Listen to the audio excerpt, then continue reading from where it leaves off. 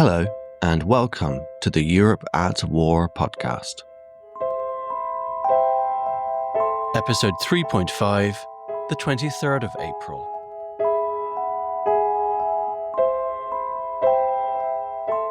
In last week's episode, we covered how the failure of Steiner's counterattack from the north led to Keitel, Jodl, and Hitler desperately scrambling around for a new plan to save Berlin, and how subsequently Jodl identified General Wenck's 12th Army, positioned along the banks of the River Elbe, as Berlin's new salvation.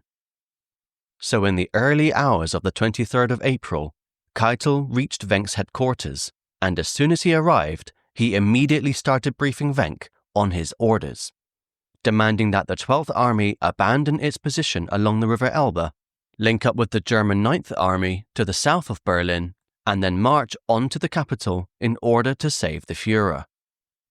Wenck politely listened, but he only needed 2 seconds to realize that the plan was utter madness. He knew Berlin was already lost, and to launch a counterattack on the Soviet forces attacking Berlin would be suicide. So once Keitel had finished his rant and had departed Wenck's headquarters, Wenck immediately changed the scope of the plan and instead focused not on saving Berlin, but on saving as many German civilians and soldiers as possible from the Halbe pocket. Now, I've covered the Wenck story at length in my first series on the Halbe pocket, so I'm not going to repeat the story here. Suffice to say, Wenck was not coming to Berlin, though it would take a few days for that bombshell to reach the Führer bunker. Nevertheless, the counterattack plan involving Wenck and the subsequent movements of his 12th Army will directly impact the Battle of Berlin in 3 distinct ways.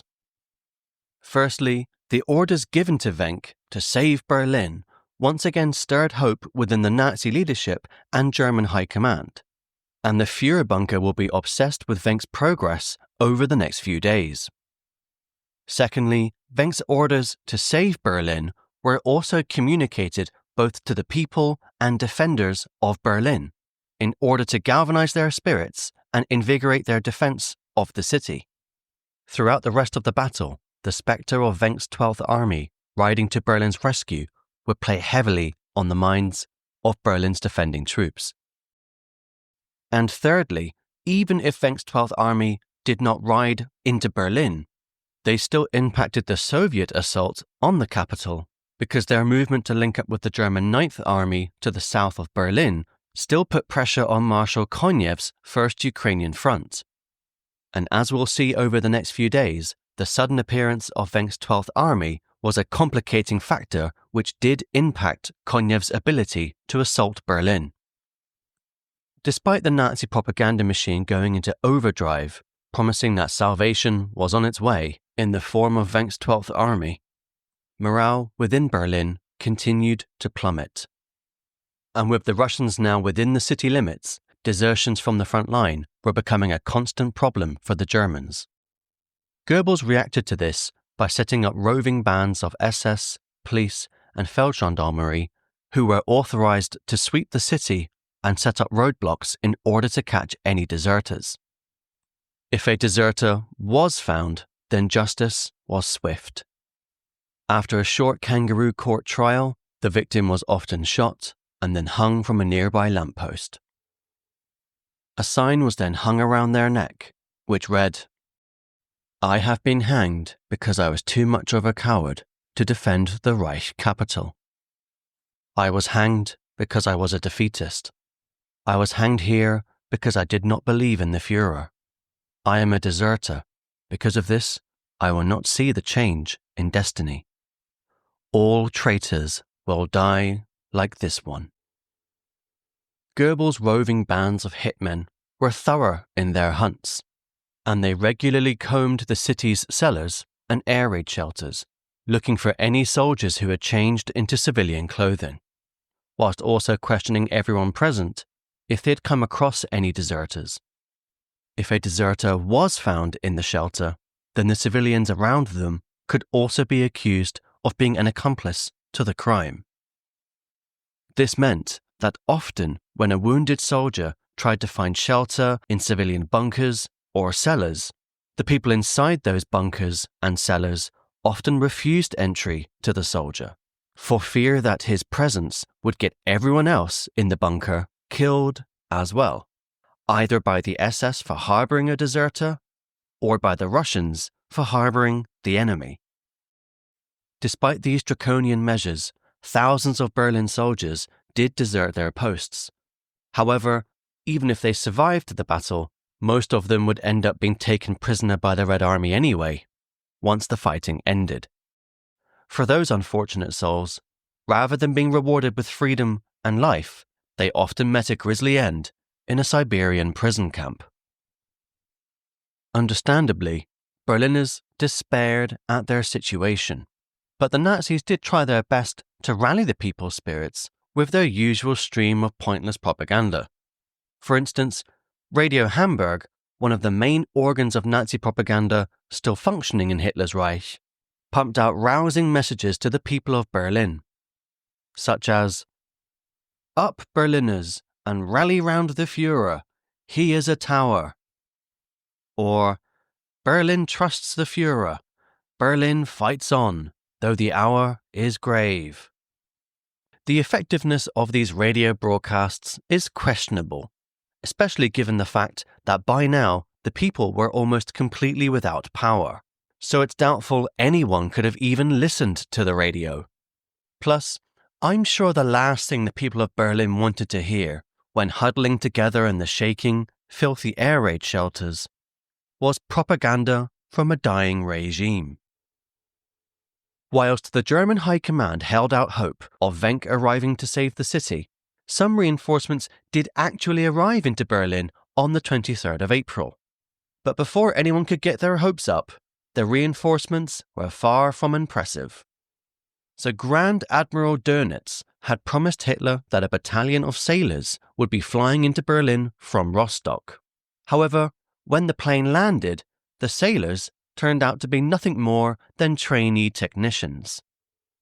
These technicians were hurriedly issued with rifles, but they had no grasp of infantry tactics, and they had no idea how to actually fight.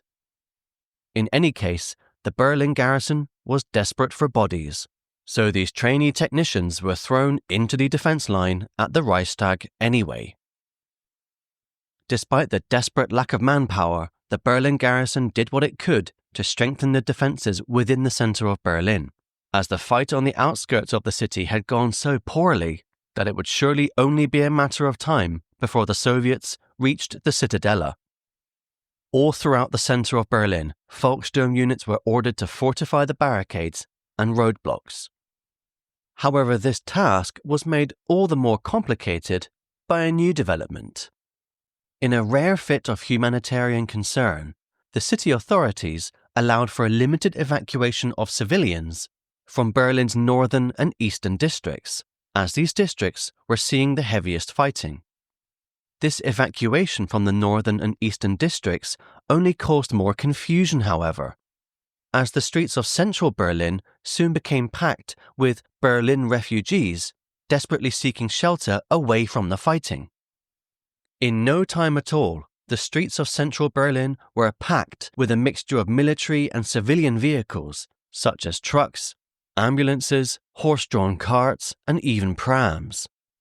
The situation was pure chaos, and everyone suffered the consequences.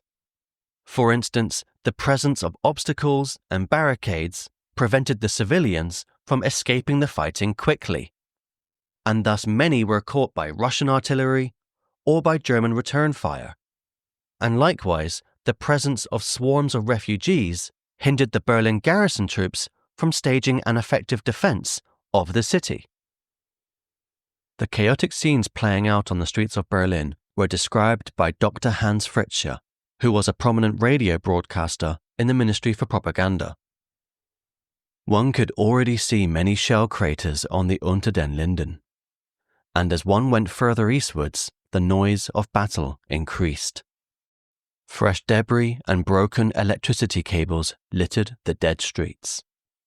Here and there, some women threaded their way along, sheltering from building to building, whilst little groups ran alongside the walls, clutching their wretched belongings. Alexanderplatz was empty and abandoned, except at the entrance to the big concrete shelter, which was packed tight. A member of the Volkssturm told me that the shelter could take several hundred people, but was in fact packed with thousands of them, living in intolerable conditions. Further off, the sounds of battle resounded and fires flared in the dusk. On Danziger Strasse, there were only 2 soldiers armed with Panzerfausts, but the adjacent streets were littered with destroyed vehicles and the bodies of dead soldiers and civilians. In order to halt the Soviet advance, the German military leadership issued the first orders to blow some of Berlin's bridges. But as previously discussed, the German plan was not to destroy all of the bridges at the same time, given that the bridges represented the main service arteries into the center of the city for the garrison troops. Therefore, some key bridges were kept intact for now, such as the Frey Bridge on the Heerstrasse and the Mussel Bridge over the Teltow Canal. The fear that Russian troops might use the U-Bahn or the S-Bahn tunnels to infiltrate the center of Berlin ramped up to terrifying levels, and SS units started making preparations to flood the tunnels, especially those which led under the Spree River and the Landwehr Canal. The fact that these tunnels often housed thousands of Berliners, sheltering from the fighting, caused little concern for the SS. Meanwhile, General Weidling's 56th Panzer Corps, located in the southeast of Berlin, had continued falling back under pressure from Zhukov's First Belarusian Front. And by now, the Panzer Corps had been forced to cross the River Spree, and they had taken up position at the southern end of the Teltow Canal in the south of the city. General Weidling was still reeling from the news which had reached him the previous day, that both Hitler and General Busse from the 9th Army wanted him shot for allegedly retreating without orders. Desperate to clear up the madness, Weidling was finally able to re-establish contact with his superiors in the 9th Army, who, once satisfied that Weidling was not fleeing from the Russians, ordered him to move back out of Berlin and secure the northern flank of the 9th Army. Before Weidling could act on these orders, however, he was interrupted by news that Hitler had also located him and ordered his arrest. Weidling immediately called General Krebs, and he demanded an explanation for the stream of madness which was apparently emanating from the Führerbunker. Weidling argued that he had never gone rogue and retreated without orders, but had instead been pushed back by Soviet forces, incurring heavy losses in the process. Krebs, who was apparently indifferent to the needs of the 9th Army, thought it was more important that Weidling should come to the Führerbunker at 6 p.m. that evening, so that the topic of Weidling's whereabouts could be cleared up with Hitler once and for all. This ridiculous story once again shows that just when the German military leadership should have been focused on conducting the defense of the city and fighting the Russians, the military leadership was more concerned with ordering frontline generals back to the Führerbunker so that they could engage in pointless deliberations with the Führer instead. A lesser man might have balked at the order to go to the Führerbunker, especially with the threat of execution dangling over his head. But unperturbed, Weidling made his way to the Führerbunker and arrived on time as ordered. At the bunker, Weidling was met by Krebs and by General Burgdorf, Hitler's chief adjutant. Weidling started outlining how he intended to move his 56th Panzer Corps towards the town of Königs Wusterhausen so that he could secure the 9th Army's northern flank. This order was immediately cancelled by Krebs, however, who said that Weidling's 56th Panzer Corps was urgently needed for the defense of Berlin. In any case, Weidling was able to convince Krebs and Burgdorf that he wasn't guilty of retreating without orders, and Weidling was then summoned to meet Hitler himself. Weidling was shocked by the decrepit and frail mess before him, and when Weidling entered the room, Hitler struggled to even get to his feet. Weidling was then subjected to a Hitlerian fantasy rant, outlining the dream of Wenck's 12th Army and Busse's 9th Army's counterattack on the city. And it was in that moment that Weidling realized that with Hitler in charge, the battle for Berlin was already lost. Nevertheless, Hitler was impressed by Weidling's decision to come to the Führerbunker to face the music in person, and his previous execution order was quietly dropped. To the shock of everyone in the room, not least of Weidling himself, Hitler then decided to appoint him as the new commander of the Berlin defense area. Knowing that a refusal would mean the end of his career and perhaps the end of his life, Weidling had no choice but to accept. Weidling was surely overwhelmed by the responsibility now being entrusted to him, but he nevertheless threw himself into the mess which had been left behind by the previous commander, General Wenck.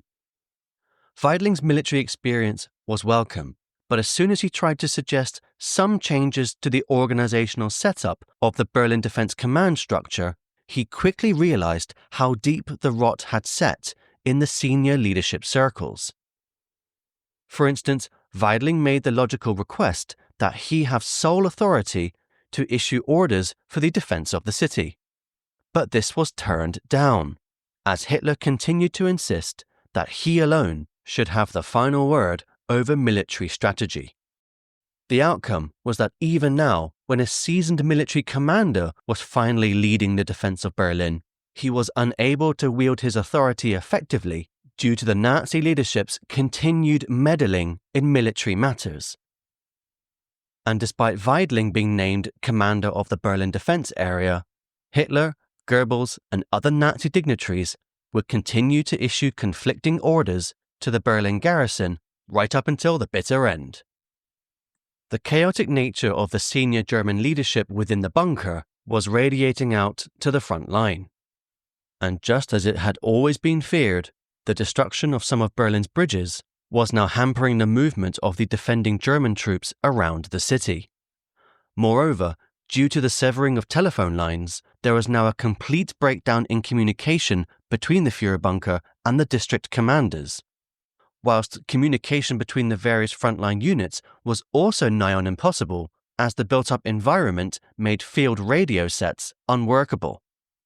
So runners were often used to ferry vital messages around the city, but their movement through the shattered urban landscape was hampered by the debris which filled the streets. Plus the constant Russian shelling and sniper fire made the simple act of crossing a street the equivalent of walking out onto no man's land, and as a result it took hours for runners to deliver their messages. Nevertheless, despite the apparent hopelessness of the situation for the Germans, Weidling reviewed the situation maps he had and decided that the first priority for the Berlin garrison was for their forces to stiffen the defense of the southern and southeastern districts of the city, as Russian tanks had just been spotted in the area of Rudow in the south of Neukölln. The Soviet advance into Neukölln was comprised of the 5th Shock Army, the 8th Guards Army, and the 1st Guards Tank Army, all from Zhukov's First Belarusian Front. And in order to head off this threat, Weidling immediately sent all available armoured vehicles, including those from his 56th Panzer Corps, to the Tempelhof airport so that they could refuel and rearm in preparation for a counterattack against the Russians encroaching on southern Neukölln. This scratch German force was to be supported by a few King Tiger tanks and some Nebelwerfer rocket launchers, but the most effective addition to this German force were the ragtag bands of Panzerfaust-wielding troops, who were to prove invaluable in the street fighting to come. But whilst Weidling got down to the task of actually trying to save the city, the Nazi leadership went back to their favourite pastime, backstabbing each other in order to secure what rapidly diminishing power was left in the Third Reich. On the evening of the 23rd, Martin Bormann rushed into the Führerbunker, and surprised everyone with a telegram which he had just received from Göring, who had fled Berlin a few days previously for the safety of Berchtesgaden. Göring had heard of Hitler's breakdown at the previous day's war conference, in which he declared that the war was lost and that he intended to remain in Berlin and shoot himself if the Russians were close to capturing him. Göring used this outburst by Hitler as a flimsy excuse to seize power, arguing that as Hitler's legal successor, he should assume total leadership of the Reich, given that Hitler would soon be incapacitated by the imminent Russian takeover of Berlin. Of course, Göring didn't make this claim based on genuine concern for Hitler's state of mind or well-being.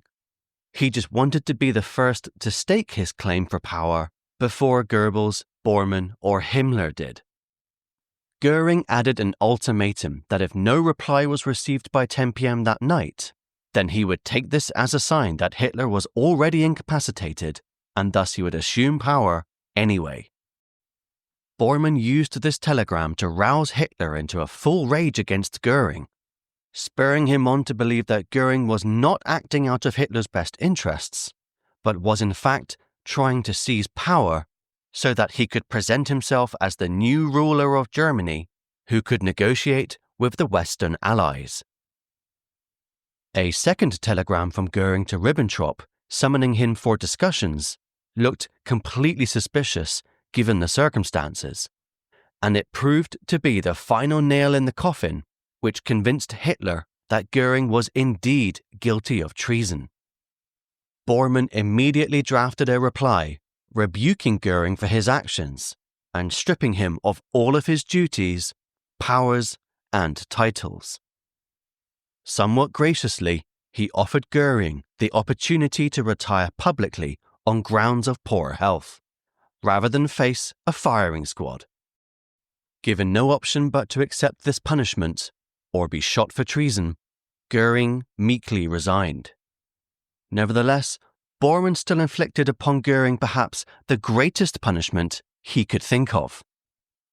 He ordered an SS guard to confine Göring as a prisoner in his own home, and he also ordered that the kitchens in the house be locked.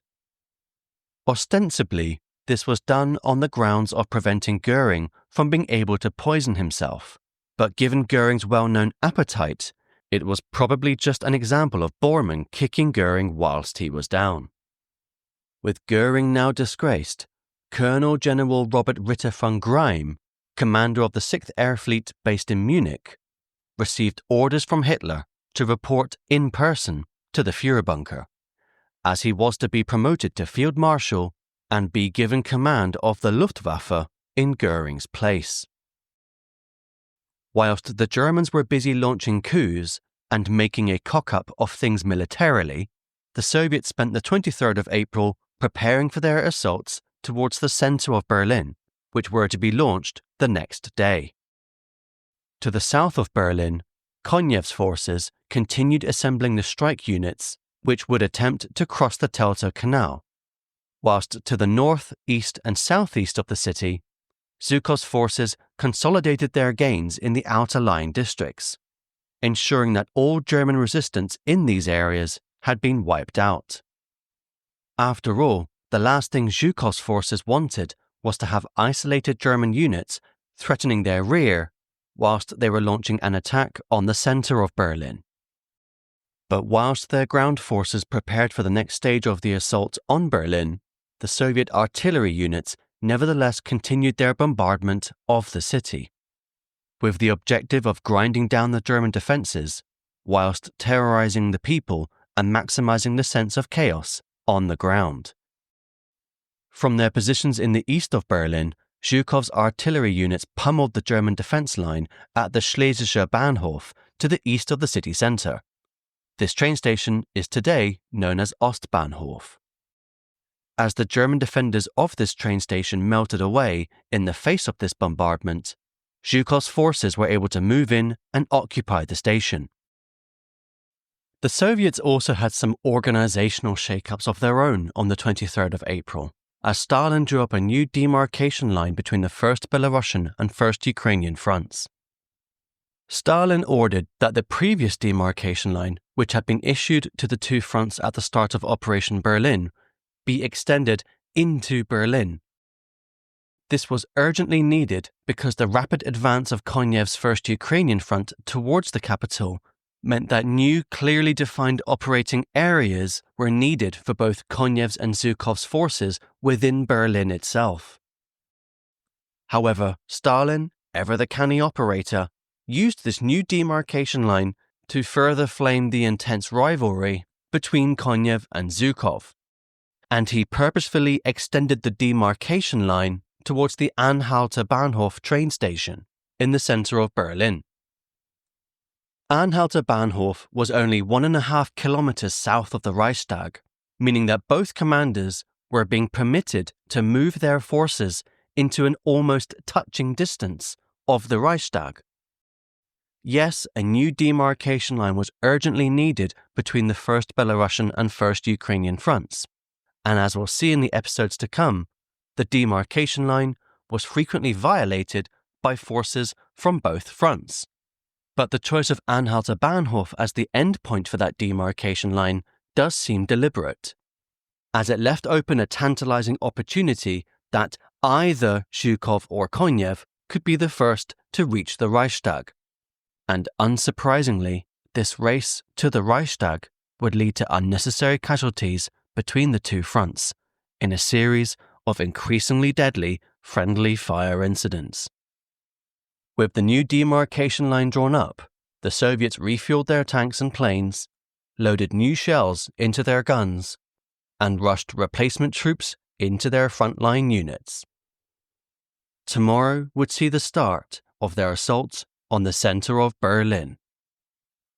As the Soviet forces rested for the evening, they were in a buoyant mood, and this mood was perhaps best summed up by the headline printed in the official newspaper of the Third Shock Army, which proudly declared, "Motherland, rejoice! We are on the streets of Berlin."